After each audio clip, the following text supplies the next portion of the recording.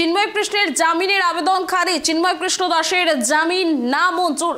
সন্ন্যাসীর জামিনের আবেদন খারিজ। চট্টগ্রাম আদালতে 1 মাসেরও বেশি দিন ধরে জেলবন্দি চিন্ময় কৃষ্ণ এখনো জেলবন্দি রয়েছেন। আজও জামিন পেলেন না ইসকনের সন্ন্যাসী। যেমনটা জানা যাচ্ছে, সন্ন্যাসীর জামিনের আবেদন খারিজ করেছে চট্টগ্রাম আদালত।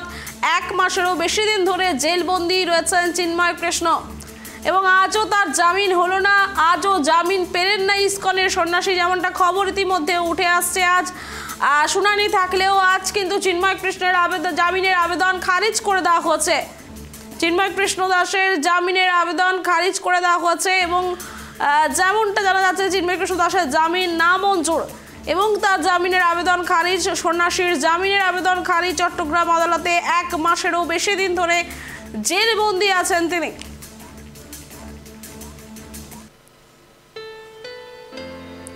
বিষয়ে বিস্তারিত কথা বলবো। টেলিফোন লাইনে আমাদের প্রতিনিধি রিমিক রয়েছে। রিমিক, যেমনটা জানা যাচ্ছে, চিন্ময় কৃষ্ণের জামিনের আবেদন খারিজ করে দিয়েছে চট্টগ্রাম আদালত।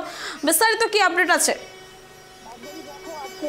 গোটা দেশ সবাই তাকিয়েছিল আজকে যে চট্টগ্রাম মহানগর দায়রা আদালতে আজকে ধৃত সন্ন্যাসী চিন্ময় কৃষ্ণ দাসের যে শুনানি ছিল জামিনের আবেদন, সেটা কিন্তু আজকে খারিজ করে দিল।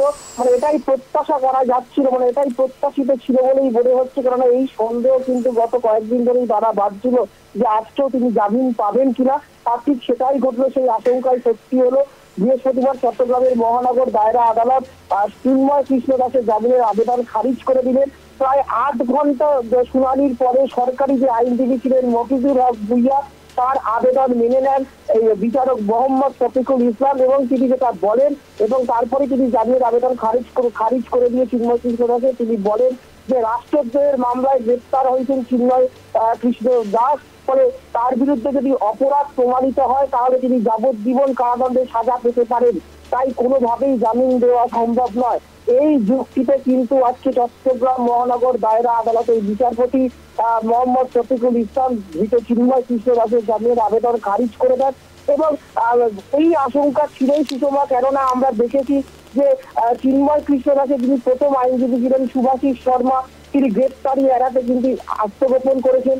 দ্বিতীয় আইনজীবী রবীন্দ্রনাথ দাস, তিনি কিন্তু এই মুহূর্তে তার শারীরিক অসুস্থতা বুকে দেখা দিয়ে কলকাতার এসএসকেএম হাসপাতালে ভর্তি রয়েছেন। গত কয়েকদিন ধরেই তিনি কলকাতায় ছিলেন এবং কিছুদিন আগেই তাকে এসএসকেএম হাসপাতালে ভর্তি করা হয়েছে। পরে তার পক্ষে আজকের শুনানিতে ফিরে যাওয়া বাংলাদেশে কোনোভাবেই সম্ভব হয়নি। ফলে সেই জায়গা থেকে একটা আশঙ্কা তৈরি হচ্ছিল। তবুও সুভাষিস এবং এই রবীন্দ্রনাথ দাসের অনুপস্থিতিতে অপূর্ব কুমার ভট্টাচার্যের নেতৃত্বে বাংলাদেশের সুপ্রিম কোর্টের 11 জনের একটি আইনজীবীর দল, তারা কিন্তু আজকে চিন্ময় কৃষ্ণ দাসের জামিনের পক্ষে সওয়াল করেছিলেন। তোমাকে বলে রাখবো যে এই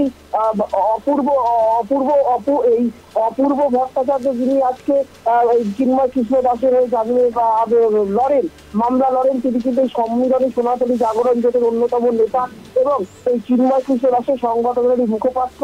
এবং যেটা আরো শোনা যাচ্ছে যে আমরা গত কয়েকটা শুনানিতে যে ঘটনা দেখেছিলাম, তোমার 25শে নভেম্বর যখন চিন্ময় কৃষ্ণ দাসকে রাষ্ট্রদ্রোহিতার অভিযোগে মামলায় গ্রেপ্তার করা হয়, 26 তারিখ চট্টগ্রাম আদালতে তার যখন জামিনের আবেদন খারিজ হয়, সেই ঘটনাকে কেন্দ্র করে গত 26শে নভেম্বর যে ঘটনা ঘটেছিল, একজন আইনজীবী খুন করা হয় এবং সেই দায় চাপানো হয় হচ্ছে সংখ্যালঘুদের উপর। এবং তারপর গত 3রা ডিসেম্বর শুনানি থাকলেও আমরা দেখেছিলাম যে জামাত কট্টরপন্থী ইসলামী সংগঠনগুলি যেভাবে হুমকি দিচ্ছিলেন এবং তারা কোর্ট চত্বরে আদালত চত্বরে যে অশান্তি সৃষ্টি করেছিলেন, আজকেও কিন্তু সেই রকমের একটা চিত্র কিন্তু দেখা গেল যখন আজকে চট্টগ্রাম মহানগর দায়রা আদালতে চিন্ময় কৃষ্ণ দাসের শুনানি শুরু হওয়ার কথা হয়, ঠিক তার আগেই কিন্তু আমরা দেখতে পাই যে জামাতপন্থী যারা আইনজীবী রয়েছেন সেই তারা চিন্ময় কৃষ্ণ দাসকে জামিন না দেওয়ার দাবিতে স্লোগান দিচ্ছিলেন এবং ফলে এই আশঙ্কা কিন্তু ছিলই।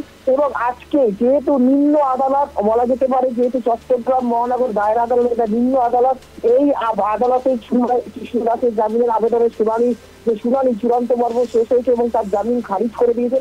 তবে ফলে চিন্ময় কৃষ্ণ দাসের এখনই কিন্তু জেল থেকে মুক্তি পাওয়ার কোনো সম্ভাবনা কিন্তু নেই, বিষ বাও জলে চলে গেল বলা যায়। তবে যেটা সরকারি আইনজীবী যেটা জানিয়েছেন বা চিন্ময় কৃষ্ণ দাসের আইনজীবী যেটা জানিয়েছেন যে এই নিম্ন আদালতের এই যে জামিনের আবেদন খারিজ করে দেওয়ার যে রায়, সেই সিদ্ধান্তকে চ্যালেঞ্জ করে বাংলাদেশের সুপ্রিম কোর্টে আবেদন করা যেতে পারে এবং সুপ্রিম কোর্টে যাওয়ার রাস্তা এখনো খোলা রয়েছে। তবে এখন দেখার পরবর্তী পদক্ষেপ কি নেন চিন্ময় কৃষ্ণ দাসের আইনজীবীরা। তারা কি সুপ্রিম কোর্টে এই মহানগর দায়রা আদালত চট্টগ্রামের এই রায়কে চ্যালেঞ্জ করে তারা সুপ্রিম কোর্টে গিয়ে জামিনের আবেদন করেন কিনা, সেই পরবর্তী পদক্ষেপের জন্য তাকিয়ে থাকতে হবে। তবে এখনই কিন্তু চিন্ময় কৃষ্ণ দাসের জেল মুক্তি হচ্ছে না এবং তার জেল মুক্তি যে 20 মাও জবে তাতে কোনো সন্দেহ নেই। সুষমা, একদম ধন্যবাদ রেমিক।